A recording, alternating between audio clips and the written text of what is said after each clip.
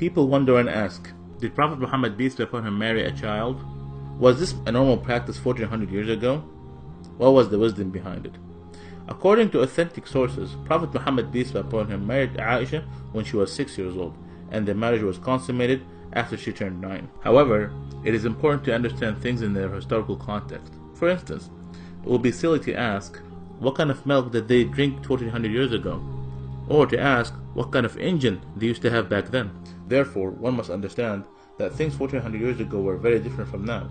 Time have changed, and so human have. 1400 years ago, it was very common for women to marry at a young age. It is a historical fact that girls from ages 9 to 14 were married off in Europe, Asia, Africa, and America.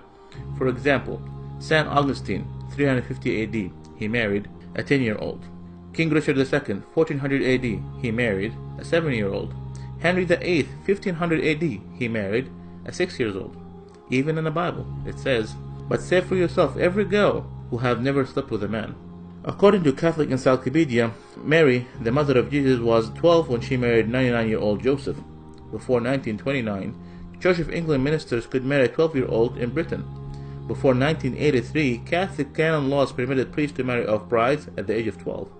A lot of people are unaware in the United States, in the state of Delaware in the 1880, the minimum age for marriage was 7 years old, and in California it was 10 years. Even now, the marriage age for some states are 12 in Massachusetts, 13 in New Hampshire, and 14 in New York. At the time of the Prophet Muhammad, peace be upon him, those who refused his message tried every method and strategy to discredit him. They were always looking for opportunities to attack him, verbally or even physically. Some of this verbal abuse consisted of calling him magician or a soothsayer or crazy. However, they never thought to point out or objected to his marriage to Ayesha. Why? Because this was the norm of society, meaning it was completely normal.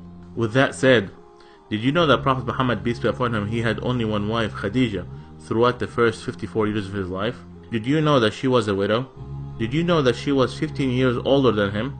He, peace be upon him, spent his entire youth with her. He was committed to her until after her death by keeping ties with her friends. What about Ayesha? Was she a child when she agreed to marry Prophet Muhammad, peace be upon him? First, it's important to note that it is strictly prohibited in Islam to marry someone before the age of puberty.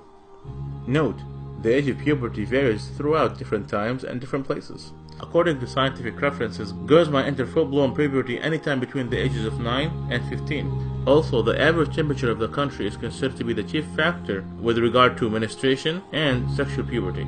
So, was Ayesha a child? No, she was not. So what about the wisdom behind this marriage? God always knows best. The marriage of Ayesha was an instruction from God. Ayesha narrated to us more than 2200 hadiths or sayings of Prophet Muhammad, peace be upon him. Ayesha was exceptionally intelligent, and since she married Prophet Muhammad, peace be upon him, at a young age, she was able to learn so much from him. She later played an important role as a teacher, expert, and interpreter of Islam. So, there was so much wisdom behind this marriage. For those who do not know Prophet Muhammad, peace be upon him, Prophet Muhammad, peace be upon him, did not come to seek worldly pleasures, but rather, he warned us against them. His companions described him as a man of morality, and said he was shyer than a virgin in her seclusion. When the believers asked him an awkward question, he would cover his face out of shyness. He taught us that each religion is known for a kind of morality, and the morality of Islam is shyness and modesty. قل إنما أنا بشر مثلكم يوحى إلي أنما إلهكم إله واحد فمن كان يرجو لقاء ربه فليعمل عملا صالحا ولا يشرك بعبادة ربه أحدا. Say, I'm only a man like you, whom revealed to him that your God is one God. So whomever would hope to meet his Lord, let him do righteous work, and not associate anyone with his Lord. If you have questions about Islam, ask a Muslim. Please like our Facebook page.